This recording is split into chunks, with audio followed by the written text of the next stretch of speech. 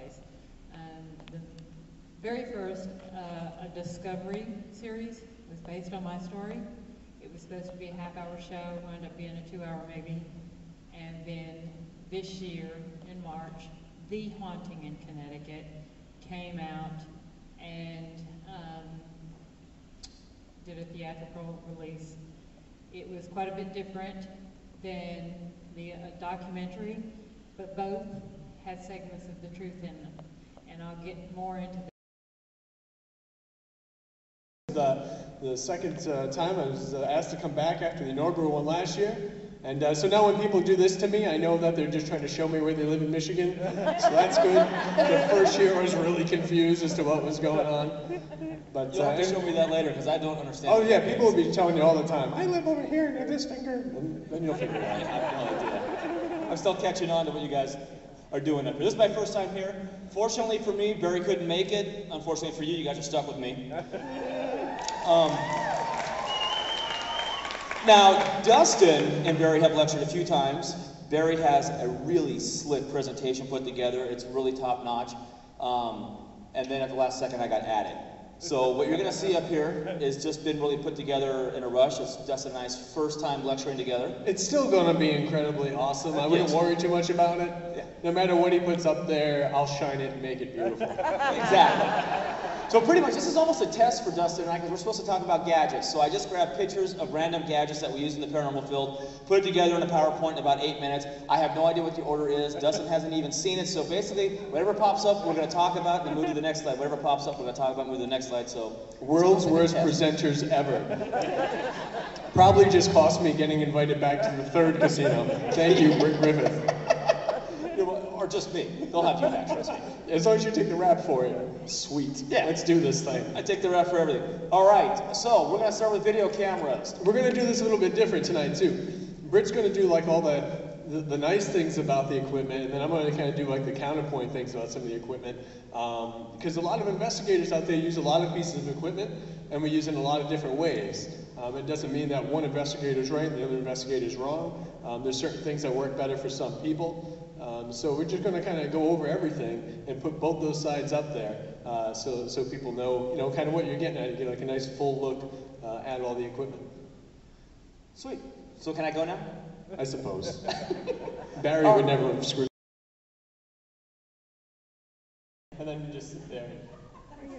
Did that look good? Sometimes profile comes out a little bad. Did it look all right? It looked great. It looked really good. I do like working with Britt. We have a lot of fun together, a lot of really goofy stuff. The only thing I do have to say, it still bothers me, is that you hung me out to dry when we were in drinking the popcorn shot, the popcorn oil in Philadelphia at the Legion Hall. I just did a private event there, and people that run the Philadelphia Legion Hall told me that people come in just to take a picture of the popcorn machine.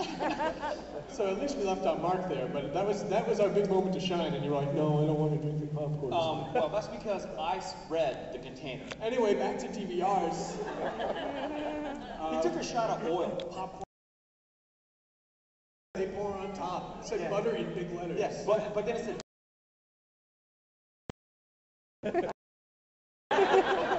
If anybody does follow us on Twitter, and you're unfortunate enough to have been dedicated throughout the day to check it, there was a picture that Britt sent out of me with my lunch, which was like 4 pieces of pie. It was so good. But I really, one of the waitresses from here, I believe, had actually emailed me. It was someone from the waitstaff, but had emailed me when they saw that I was advertising to come back here and said, "Are you going to want your pumpkin pie?" It's like, you know it. That stuff ready. It's like having Halloween in your mouth. If you get a chance, go there. There are kids here? Make sure you get it. I'm sorry? There are kids here. Yeah. Anyhow, get yourself a DVR system. Does it have to be a Sony? Any brand, as long as it's 30 frames? Any brand, as long as it's 30 frames a Very second. well. There's a Britt Griffith recommendation. Next. Meaning of life, and all I get is... Okay. Move along. Maybe you don't deserve it. No, it's cool. Whatever. You run the agenda. I'm working for you. All right, where's our cat lovers? Yay! They're going to hate me in about 45 seconds.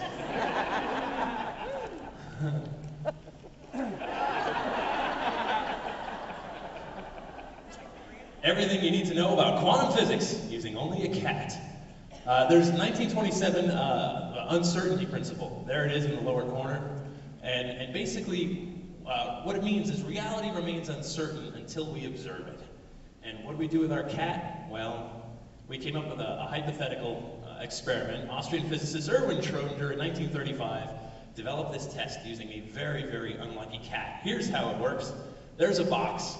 It's airtight, has enough air in it for an hour. You can't see in it. And there's a molecule in there, and it's got a 50-50 chance of decomposing. If it decomposes, it's going to release radiation, trigger a Geiger counter, a hammer comes down on a vial of cyanide, and bam, cat's dead.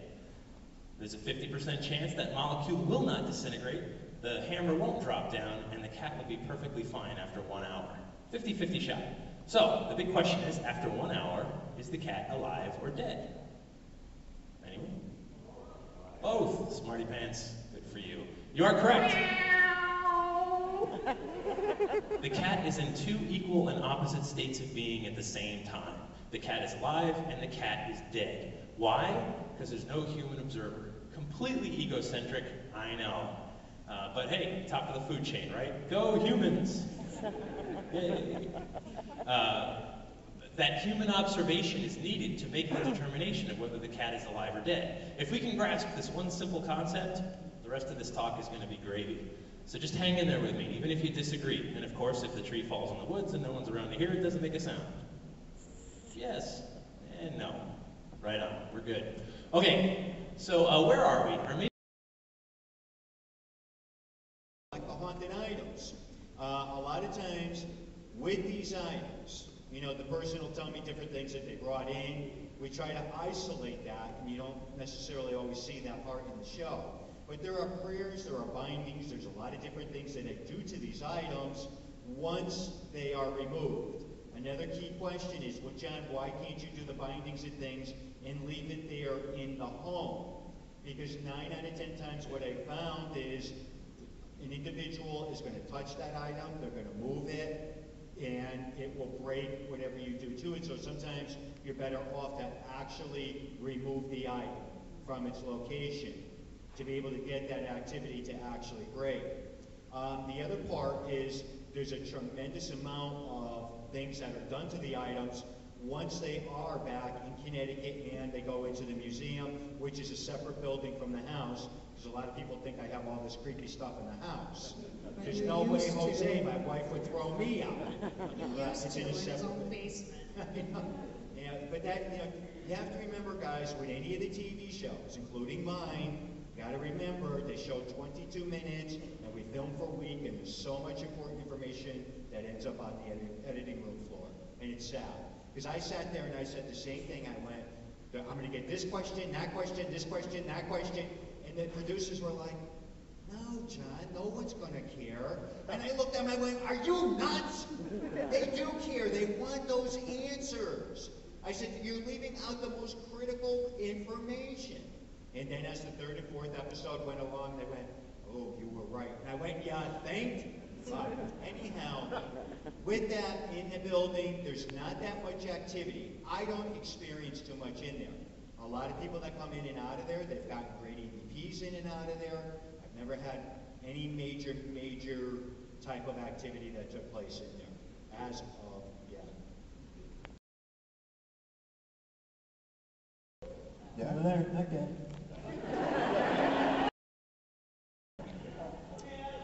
The gentleman that gave us, we investigated there, and the gentleman that gave us the tour was sort of our liaison for our month there. He's here tonight. Don, where are you? Are you here?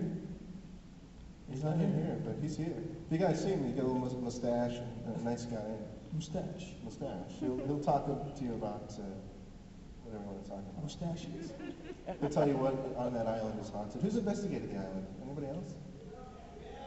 Yeah? Did you go there like as part of a team, or is it like a... You have your own team. Well, where were you when I was asking everybody? Now they're all popping up on their own. What's the name of your team? Michigan Area Paranormal This part of the country has the longest paranormal group names I've ever heard of in my life. Upper Peninsula Paranormal Research Society. Sounds cool. It sounds amazing, but I remembered it somehow. Something's working. Something's working.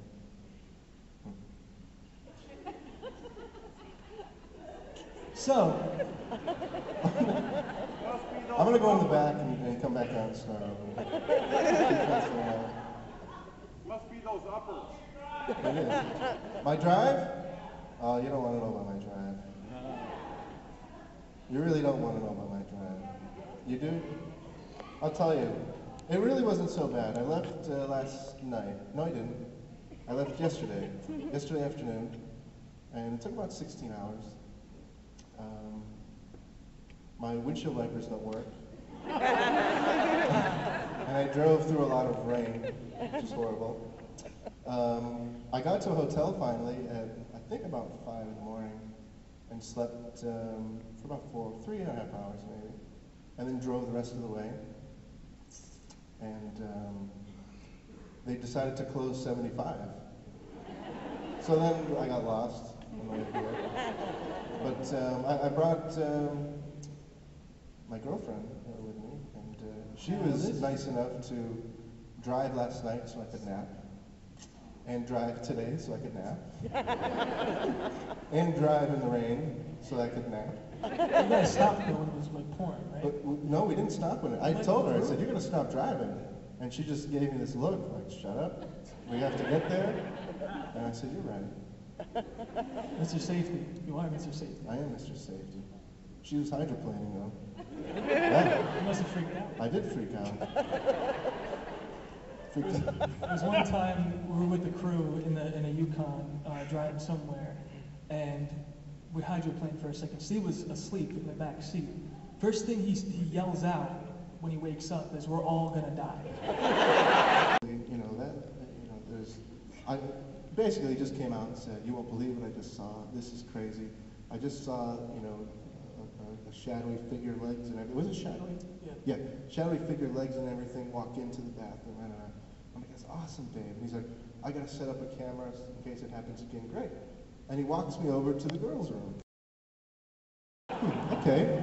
Well, first I'm thinking, well, pervert Dave, what are we doing in the ladies' room? Why are you investigating the ladies' room? I don't understand. Why were you investigating?